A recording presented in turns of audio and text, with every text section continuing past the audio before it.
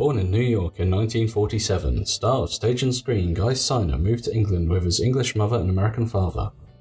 Graduating from the Webber Douglas Academy of Dramatic Art, Siner secured supporting roles in a whole host of TV drama of the 1970s, including Z-Cars and I, Claudius. Yet in 1982, he was cast in his career-defining role as German officer Lieutenant Hubert Gruber in David Croft and Jeremy Lloyd's wartime sitcom Allo, Allo, alongside Gordon Kay, Carmen Silvera and Vicky Michelle. In recent years, Guy has continued to act, appearing in The Crown and Doctor Who. I caught up with the sitcom stalwart to talk laughter, war, and his recollections on a truly remarkable career in British comedy. Ladies and gentlemen, Mr. Guy Siner. So, welcome, Mr. Guy Siner, to Beyond the Title. British comedy is packed full of characters, shows, and stars that have stood the test of time. What do you think it is about the Perry and Croft generation that spawned so many great comedy moments? A minor mistake already, because Allo Allo was written by Jeremy Lloyd and David Croft. That's an understandable mistake because David wrote with so many shows with Jimmy Perry. But Allo Allo was written by David Croft and Jeremy Lloyd. And it's a very good question, Josh, and impossible to answer. If I knew, I'd be rich. David had, he really did have the Midas touch, David Croft. He would walk into the BBC, and in those days, things were different then. The people at the BBC would tug their forelocks and say, how much studio time do you need, sir? He could do anything he wanted, really. And as evidenced by him walking in and saying, I'm going to do a show about, the French resistance and World War II, and it'll be a riotous comedy with Gestapo people in it, and and they're all right, yes, okay. How much? When would you like to start? It wouldn't happen now. Things are very different now, but in those days, comic writers and comedians, comic actors, people who were inventive and creative were allowed to be inventive and creative. There was a great deal less bureaucracy in those days. So how much contact did you have with them both, with Lloyd and Croft, and what sort of men were they? Well, David, infinite contact, because of course he was our writer, director, and producer, and indeed executive producer. So he was head of everything. In other words, underneath the head of comedy at the BBC, he was the most senior man. He was in charge of budgeting and all of that. He also produced the show, which meant that he made it happen. He directed it. So of course we worked with him all day, every day. And Jeremy would sit in on rehearsals, contribute not all that much unless he was asked to. But he was one of those people who was so clever. I mean, he was such a genius, Jeremy Lloyd, comic genius. Occasionally, very occasionally, normally we never touched the scripts. We would arrive at the read-through and we would read it through and we would laugh uproariously and we would start rehearsing, and that would be it. But occasionally David would turn to Jeremy and say, there's a line here that isn't working, there's a joke here that isn't working. And Jeremy would put down his newspaper and take off his monocle and walk over and he'd say, what's the problem? And David would point to the line, and Jeremy would put his finger in his mouth and think for about 10 seconds. And then he would say, oh, try. And he would come up with another line, which was either equally funny or much funnier. He just had that talent. He was so quick. He was so quick and so inventive. And so, as I say, it was rare that the script was touched. So Jeremy would mostly just socialize with us and be outrageous. They could train you to forget who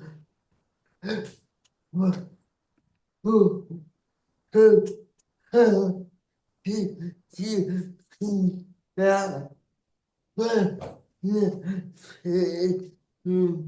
And they had done Are You Being Served together before. So how do you think that benefited them?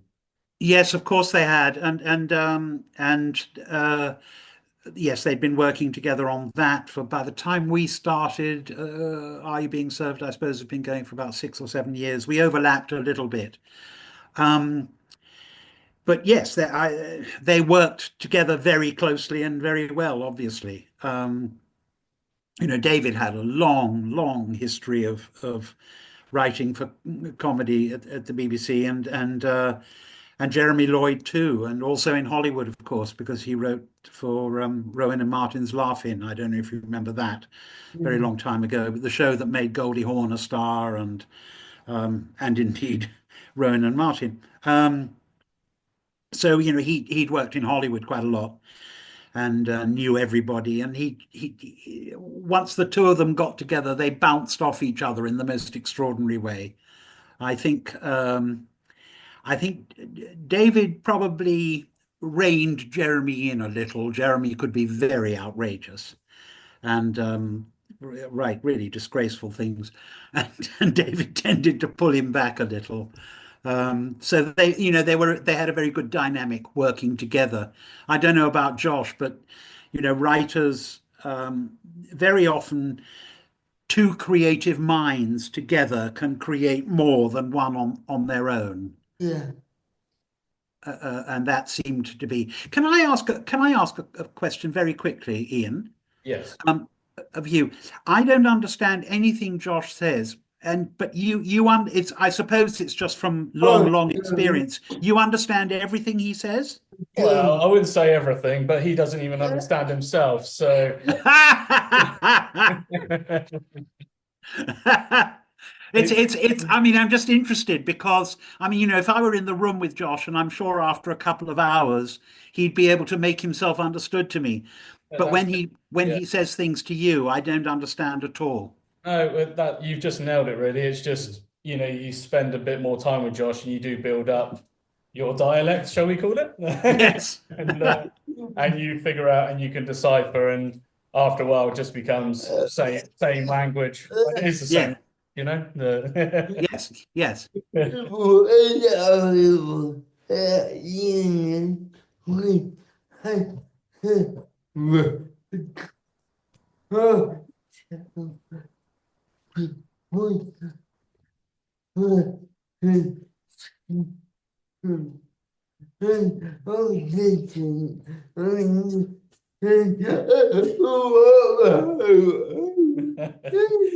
Josh was just saying back in his university days, he had to actually record himself doing presentations and then he'd play it back and he'd be watching and listening to himself going, "What the hell am I saying? What is going on?" Yeah, I can understand that must have been hard, and it must have been hard for his fellow students to listen to what he was trying to tell them. Yeah. But well, having you is of course is wonderful. Anyway, I don't want to disturb the interview. Go ahead. No, it's fine. No, it's a valid question. Valid question. It's all good. So the striking thing when researching your career is that you were born in New York. So what do you think are the main differences between the British and American sense of humor? Again, a fabulous question, Josh. And so difficult to answer. They are very different, but equally valid, I think. For instance, when Allo was at its height, my favorite show on television, apart from ours, which I loved very much, was Cheers, which of course was an ABC program, an American program, and I thought it was quite beautiful, the comedy, the writing. And I later met one of the writers when I was working in Hollywood, and I begged him to give me a job in his new show, which he didn't, bastard. But the show never went to air anyway, so it served him right. Uh, But his name was Fef Sutton, an absolutely wonderful writer. And the Americans are, They are, I think, generally they are quicker and um, I don't know. They have they're more, I don't know, inspirational in a way. It's not probably not a very good word, but I mean, if you imagine, for instance, the old days of Sid Caesar, when you had people like Mel Brooks and Woody Allen, and in a room together, um, you can imagine that the bouncing that went on in the room when they were talking to each other, and they were trying to write gags and come up with ideas, and it's like the snap of the fingers. It's terribly fast. I think the British tend to be a little bit more laid back and tiny bit more reserved in their writing and in their playing of comedy as well. English farce is a very specific, which is what Allo Allo is a very specific type of humor. It differs, for instance, very much from French farce. Um, but I think they're all equally valid. They're just very different. I worked for quite a long time in Hollywood, and I did several comedy shows, and it's a completely different experience. Like, only love book moon and but it smart and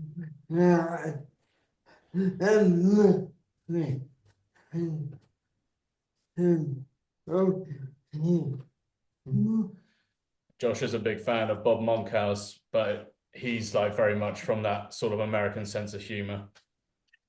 Yes, yes, and again, a very quick comic brain. Um, Interesting. I actually, yes, I liked his work a great deal. That he was awfully good. Like so many actors of your generation, you appeared in Z-Cars. Why do you think this became a popular rite of passage for any TV actor? I, well, I don't know that it became a rite of passage, but it was just what was on at the time. Um, interestingly, I went to the Webber Douglas Academy. That was where I trained for 3 years, and my uh, television teacher. We had a tiny studio with two little tiny cameras, um, and learning the basics of television. It was, of course, we mainly a theatre school, but we learned the basics of television, and our teacher was Julia Smith. And Julia Smith directed and produced Z-Cars for quite a while. And so she, of course, picked me out just because she'd taught me and liked my work, I suppose. And she picked me out and gave me my first job, um, which was a night's filming on Z-Cars. Um, and again, little story about that um, all my friends went off, to do glamorous jobs. One of whom, his first job was a Kellogg's commercial, and he went off to the West Indies to shoot that on a beach. I went to shoot my first job. It was as a night shoot in December on Z-Cars in a bomb site in Acton, at about 10 degrees below zero, and it was a miserable, miserable experience. and she went to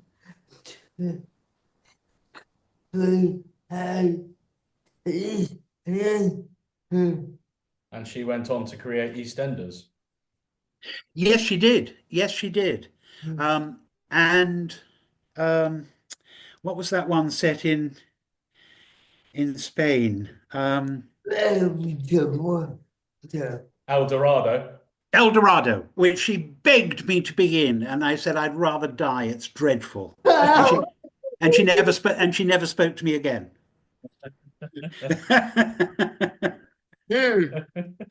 Because by then I was quite well known, and yeah, just say, "Oh, please, please come and be in it. I've got this wonderful part for you." No, no, no. Just listen, I'm a terrible old prostitute. I'll do pretty much what anyone asks, any work that comes along, but there are limits. So in 1982, you secured the role of Officer Herbert in Croft and Lloyd's Allo. What were your first impressions of the role? Hubert Gruber. Yeah, Hubert. I was my first impressions of the role. Well, I loved him immediately, as I'm very, very grateful to say did the audience. There were two things about him that immediately obviously struck me. The first was the fact that he was gay, and that we needed to make a decision about that. And I said to David very early on, much as I admired John Inman and people like him, we had come to a moment in our cultural history where we needed to look upon gay people in a different light, and I wasn't going to be doing a fey accent or having limp wrists or whatever. This man was an officer in the tank corps, and he would have been killed by his men if he'd been that effeminate. So I said, "Listen, David, I want to play this very straight," and he said, "Absolutely, that's why I've cast you." So that was the first thing. And the second thing that struck me about him was his gentleness. He was the epitome of the gentleman, despite the fact that he found himself at war and having to, ill-treat peasants and so on. He was a soldier, and he was at war, but got through it in the calmest and most artistic way he could. As he did so triumphantly for Dad's Army, David Croft chose to set the sitcom in a specific time in history. How significant is this in the enduring nature of the sitcom? I think it's vital. I think, one of the questions people ask a lot is why and how Allo is still so popular, and it is. It's still popular all over the world. We still get fan mail all the time, and new viewers all the time. We get fan mail from children. And I think the reason for this is exactly that. Josh is absolutely on point. It's the fact that it is set in period. It never dates. And much as I love Dad's Army, and I do, I'm a great admirer and loved all the actors in it. I think that has slightly dated curiously, and I find I watch it still with pleasure, but I laugh a lot less than I used to. Whereas Allo, and I'm not talking about myself, I actually hate seeing myself, but watching my friends in Allo, I still laugh. And that is a kind of magic that I don't understand, which is why, in answer to your first question, I said I'd be rich if I knew the answer. I don't understand why. It's the Midas touch. It just works so beautifully, and that's the reason why it's probably the most successful comedy series the BBC have ever made. I mean, at one point we were playing to 25 million people a week, and that meant literally half the television sets in the country were tuned to Allo. Yeah. Like so many sitcoms from this era, the contentious issue of sex is a constant theme throughout. Why do you think sexual lust and frustration are at the heart of so many sitcoms?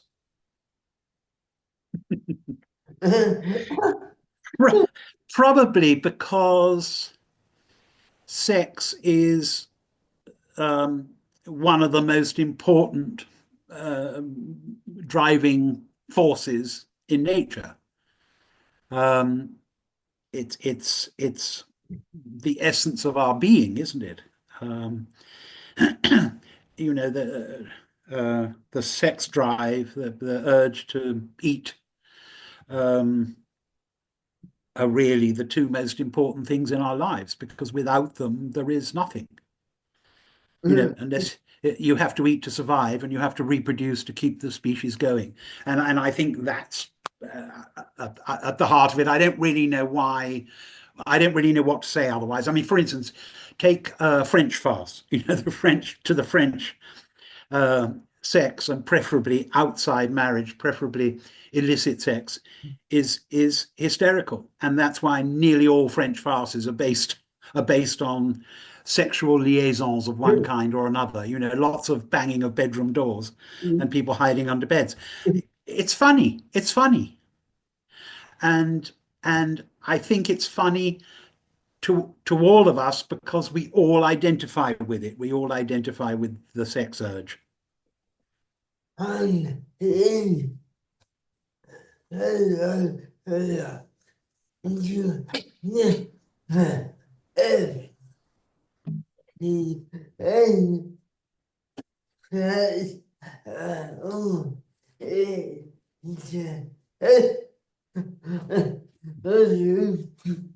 Five.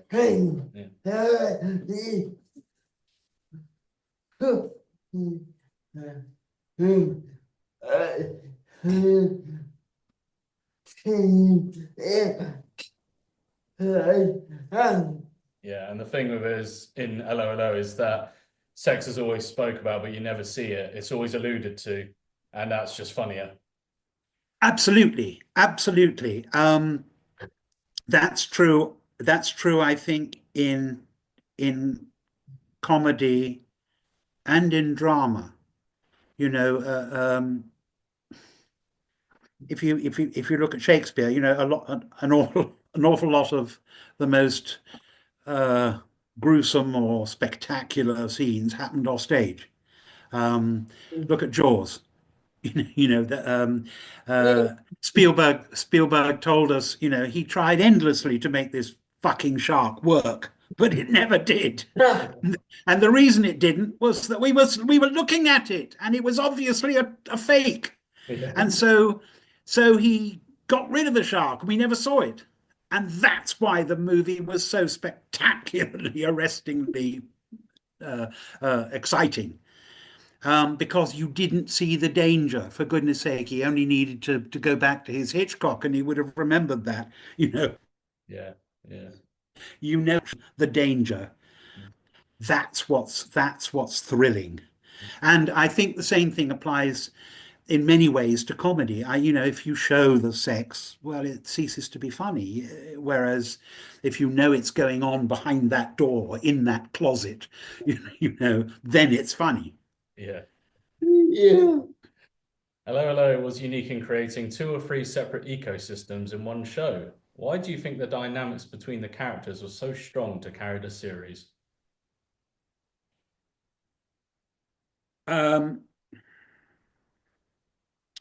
I don't understand the question. 2 ecosystems and dynamics. I'm sorry, Josh, I don't get that question.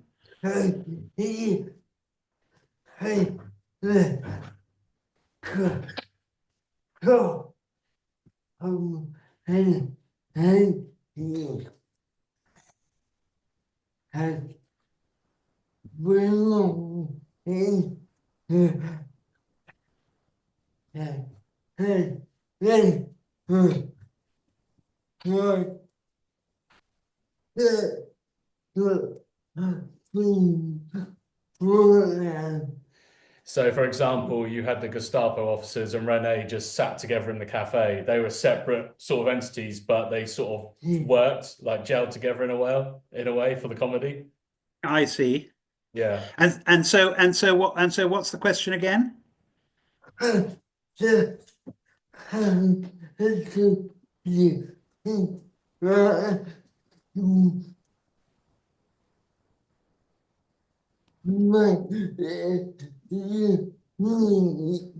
do you think that made it unique for the show?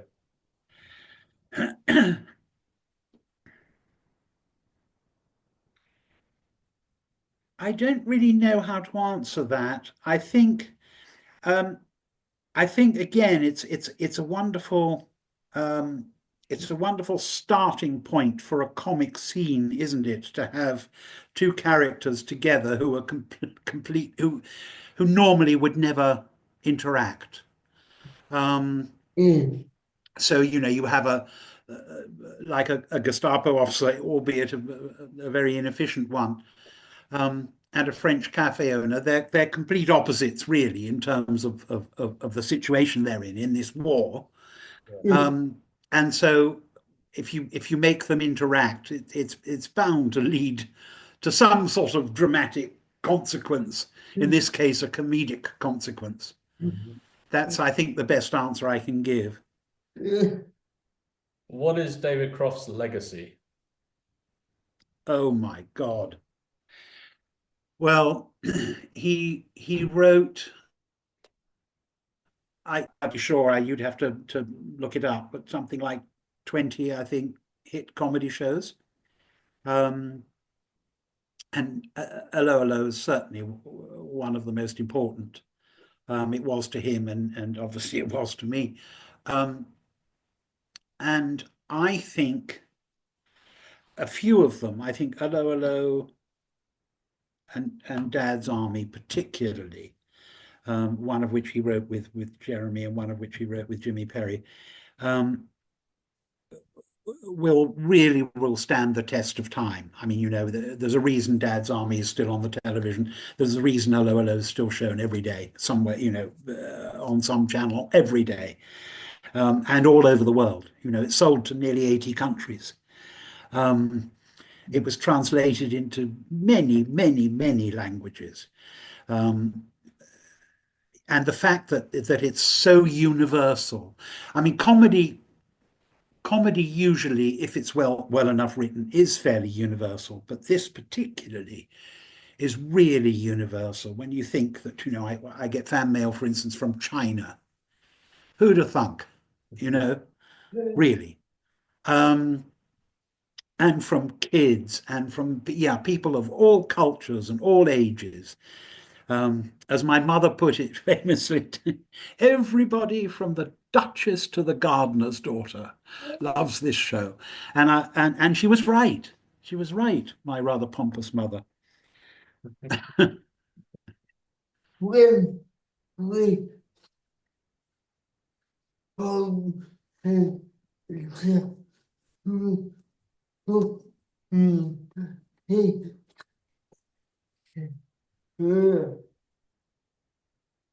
uh, you want to know is we yeah he wait again okay yeah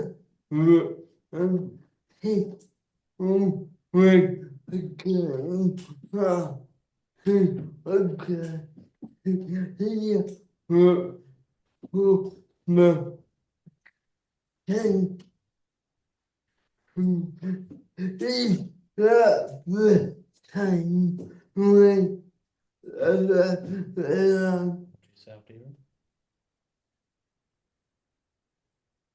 You always said something about Europe. oh my god and Oh, yeah, yeah. So when we last spoke to Jeffrey Holland, he said Yerang, my lord, has a really big fan base in random parts of Europe, and they get invites out to the countries.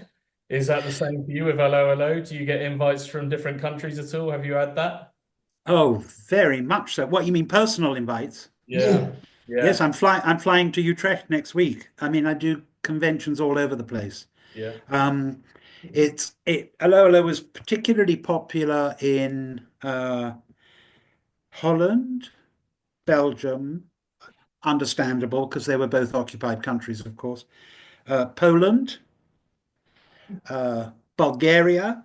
I mean, it's extraordinary and I've been to all these countries as a guest, and in the uniform signing autographs. We do autograph conventions and indeed military conventions, military shows here in England. Um, and I work particularly with Kim Hartman and Richard Gibson, with Flick and Helga. The three of us are very close friends, and indeed we have our own podcast, which I'm going to tell Josh about, and I hope he will kindly uh, uh, tell his listeners about, because we're very proud of it. It's very funny and it's getting wonderful reactions. But yes, I get invited all over the place, and it's lovely. Not that often, but I do 3 or 4 a year. These big shows abroad, where I'll fly out and spend a weekend and do, sign autographs on the Saturday and Sunday and meet people, and it's wonderful. I love it. I love it, and it's sort of it's sort of a way of giving back as well, because fans really love to meet us and they love to talk to us, and they, tell us how they felt about the show and how they're enjoying it and so on. And that can be marvelous. And also, it's a great chance to meet other actors, of course, because there are actors from other shows from all over the world. I'll meet the most unlikely people, sort of movie stars from the States and that kind of thing at some of these big conventions. And that can be great fun.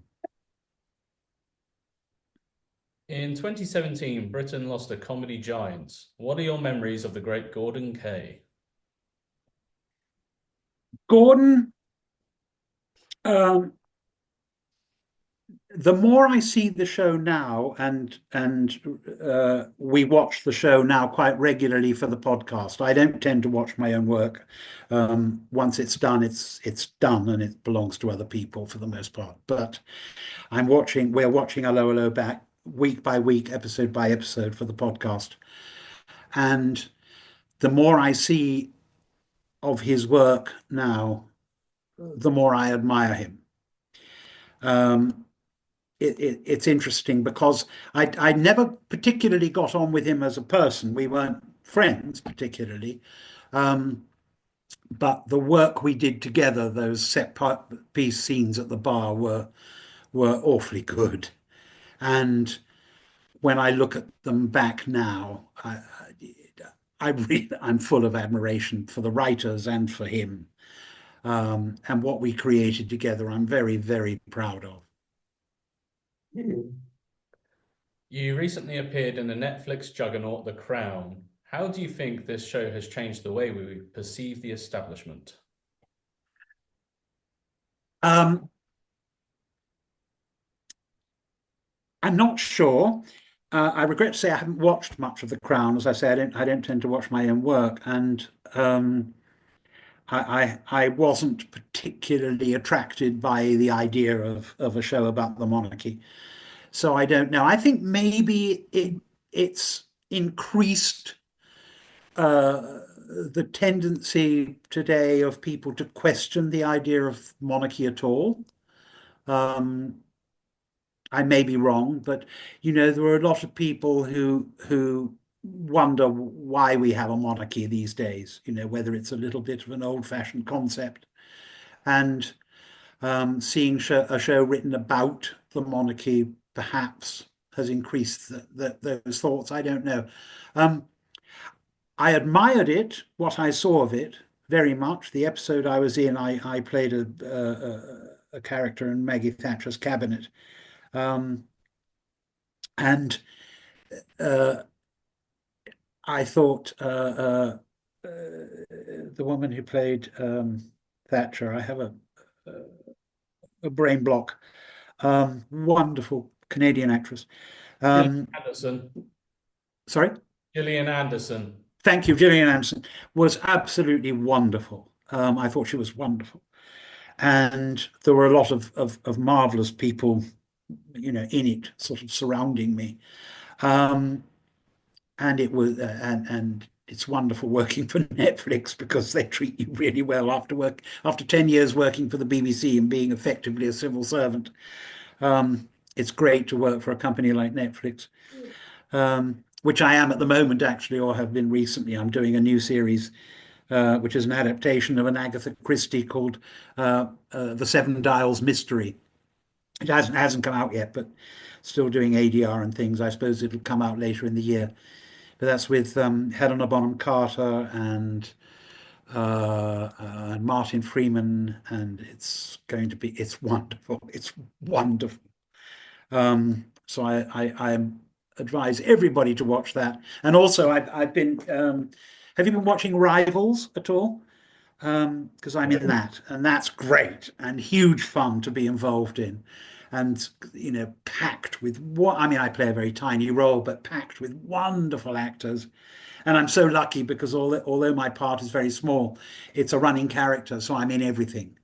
Yeah. Um, and so it's lots of work, and they've just commissioned the second series, and they booked me already, and I'm working on it on and off because it's tiny character, but I'm working on it until early next year.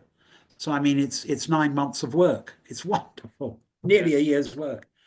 And for any actor, especially an old fart like me, it's great to have that, stretching ahead of me. It's wonderful. Yeah, Josh loves it. We've watched every episode. It is wonderful, isn't it? I mean, I'm full of admiration. It's one of the best things I've ever seen.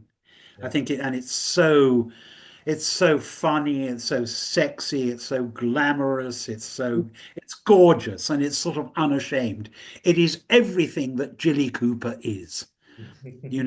She's wonderful. She's as camp as tits. I love her.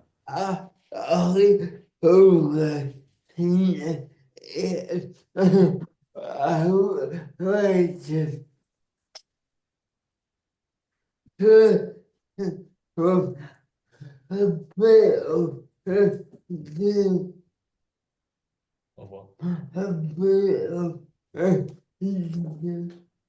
of a-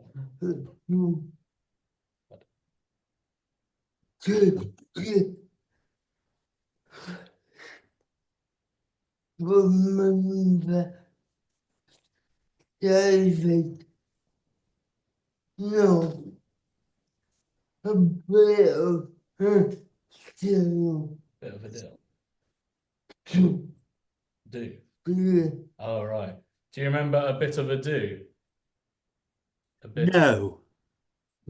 able, but with David Jason. Oh, it was with David Jason. I don't remember that. No, Oh, it was back in the 1980s, and you think it's a more of an outrageous version of that. Oh, I see. Right. Yeah. Yeah.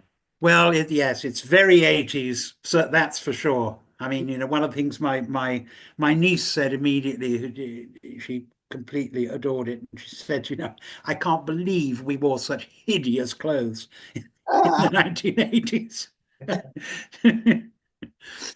Why do you think there has been a recent fascination with the 1980s? I don't know. I don't know. Has there, particularly the 80s? I don't know. There's just a lot of shows that are going a bit retro. There's lots of shows set in the 80s at the moment, then the 90s, it's Yes. Well, the past is fascinating, and sometimes, one of my set expressions is I hate nowadays, and I really do. And the past was so much better.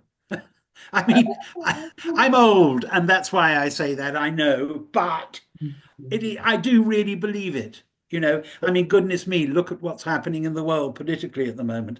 I'm very active in support of Ukraine, and I can't believe what we're going through. Uh, I'm in despair, really. So, looking back at your career, what's your proudest achievement? I think it has to be Allo Allo. Um, that was 10 years of my working life, Josh, uh, and I love the character. I loved the character deeply. I still do. I miss him very much. He was a much nicer man than I am, and it was a privilege to play him, and it was so exciting that time. It was so exciting. Um, and as I say, I feel so privileged to have been through it. We were remembering a couple of days ago in one of the episodes of the podcast a particular day, I suppose, a particular day. We were shooting the long so-called then called Series E, the fifth series, which was the series that was paid for by the Americans. That was we shot 26 episodes, which was unheard of at the BBC. 26 episodes in 1 year, and the BBC television centre couldn't accommodate us, so we had to go and shoot it in Elstree, and we shot it in the old Muppet studio, and we couldn't. There wasn't time to go and shoot in Norfolk, which we usually did on the location work in Norfolk. There wasn't time, so they had to build us a film lot in in Elstree, and it was right next door to the EastEnders lot. And we shot all these 26 episodes at once. And at the same time, we were doing the stage show at the Palladium. And there was this one day where we turned up at Elstree, whatever it was, 7 o'clock in the morning, and put on our makeup and put on our costumes and did the show in front of a live audience. And we then took off our costumes, our BBC costumes, and we were all piled into taxis and taken into the West End and put on our theatre costumes, walked on stage and did the stage show. We then walked off and took off our theatre costumes, all got into taxis and went back to the BBC at Television Centre, where they had taken our uniforms, put our uniforms on, and went on to Wogan. And that was in 1 day. It was an extraordinary time. Lucky us to have gone through that. And that was never happened now.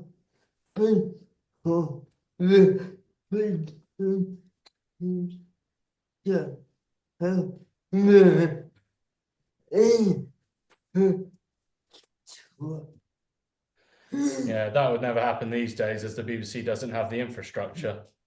No, exactly. I touched on that earlier, didn't I?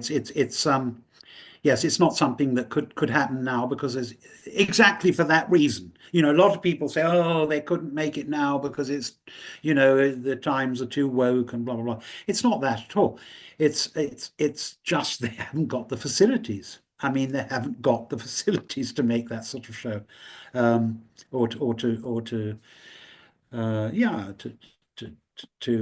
cope with that. They quite simply couldn't. I mean, they've shut most of the studios and turned them into apartments, for God's sake.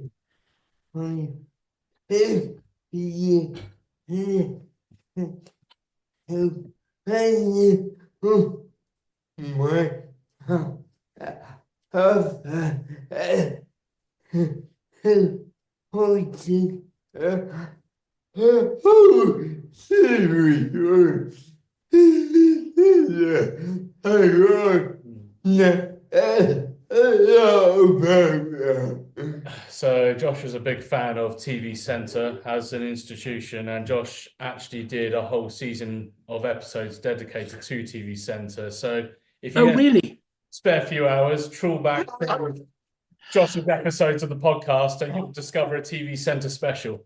Right. Well, I actually need to watch Josh's podcast. I never have, and he needs to watch mine too. You do, yeah. Yes, but I do love. I still love. I mean, it's really a memory now. But Television Centre, Josh, when we did the first series of Allo, Allo, we the actors, the sort of the 10 main actors, main cast, we would park in the D in front of Television Centre. What they called the D. Right in front of the glass structure there.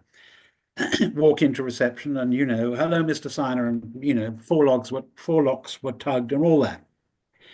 Gradually, then they shifted us out of that and put us into a sort of side car park and said, no, you can't go to the D anymore, you're not important enough. Then they put us in the multi-story, and then they put us only on the top floor of the multi-story. Yeah. Then they sent us to Aerial Way, which is about a mile away, and said you can walk. and by the time we came to the last ever series, David Croft was no longer directing. We had another director. The last ever series, they had torn down White City and built that sort of KGB headquarters next door to Television Centre, which was full of people who had nothing whatever to do with making television. They were all accountants, as far as I could see. And I drove up to the barrier one day to do it, the day we were actually meeting the new producer director, and some man in a peaked cap said, "What do you want? Who are you?" Anyway, after I told him who I was, and he said, "Well, you can't come in here." And so I said, "Just tell the producer that I'll be at home, and if they want me, they can send a car." And I drove back to my house in Buckinghamshire, and they had to send a car. So, just to finish off, what's next for Guy Siner? Well, what's next? I touched on it, didn't I? I'm bidden for another series of Rivals. We have a read through in April, so I'm going to have a quick holiday. I haven't had a holiday for about 10 years, and I'm going to Portugal. We have a read through in April, and then we start shooting, I think, in May, and it goes on until next February or March, I think. Meanwhile, I think there will be another series, probably. I mean, I'm maybe getting ahead of myself, but I think they're probably going to have a second series of the Agatha Christie, the Seven Dials mystery, because it's that good, and there are other novels which feature the same characters, and so I think they're going to use them. I mean, for God's sake, Helena Bonham Carter, and Martin Freeman. You can't get a better cast than that. And it is, as far as I could see, it was wonderful, and I have a great part in it. So I'm really looking forward to that. And then much more of Listen Very Carefully, our podcast. So I'm hoping that I can get you, Josh, to tell people about it. Because people listen to you. I have a leaflet here with a what are they called? A QR code that can be scanned, but otherwise you can just find it by going, Allo podcast, Listen Very Carefully. That's what it's called. And we've finished about, I think, 30 episodes.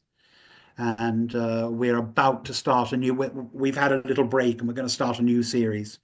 So we're meeting again, I think, next week to start recording some more. So it's huge fun. It's huge fun. I think you'll really enjoy it.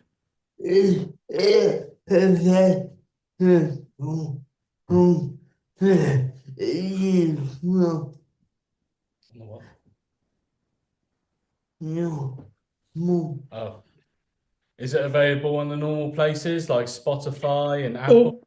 All of your usual podcast. Yeah. Okay. Yeah, we'll find it. Apps. It's on Apple. It's on Spotify. It's on everywhere. Yeah. Just type in Allo Listen Very Carefully podcast or whatever, and it'll come up.